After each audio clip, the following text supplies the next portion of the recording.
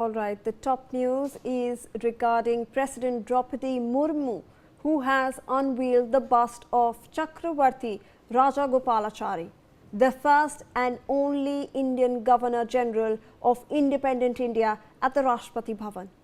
The bust of Chakravarti Rajagopalachari, situated at the grand open staircase near Ashok Mandap, replaces the bust of Edwin Lutyens. Vice President of India C.P. Radhakrishnan, Union Minister J.P. Nadda, External Affairs Minister Dr. S. Jaishankar were also present.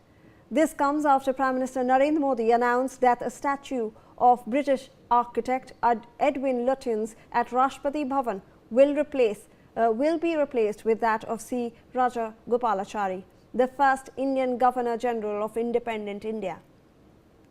He noted that the statues of British administrators remain in the Rashtrapati Bhavan even after India's independence, while those of India's great leaders were not duly honoured with a place there.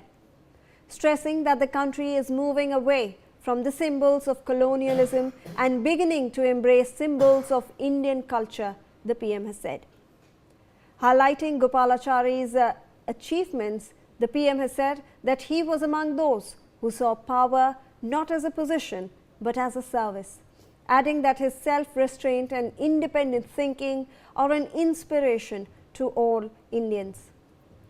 So who was actually Edwin Lutyens?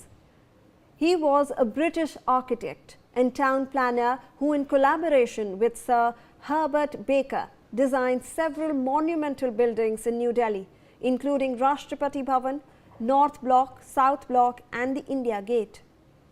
In recognition of his contribution, a part of New Delhi is also known as Lutyens Delhi. This nomenclature is often deployed in political circles to denote the elites of Delhi and India. Architect of New Delhi, Edwin Lutyens' legacy in independent India came to symbolize a rarefied milieu inhabited by those with an unenviable mix of power, pedigree and influence.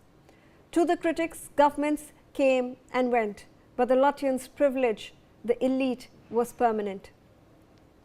Since coming to office in 2014, Prime Minister Narendra Modi, who has been unabashed in his disdain for what he has at times scorned as Lutyens' gang, has been chipping away at his vestige, spotlighted by renaming of roads and powerful addresses, and by putting Netaji Subhash Chandra Bose's statue on the pedestal meant for the British Emperor, and importance accorded to Hindi and other Indian languages, and bringing in names rooted in Indian heritage and legacy in place of British-era monikers.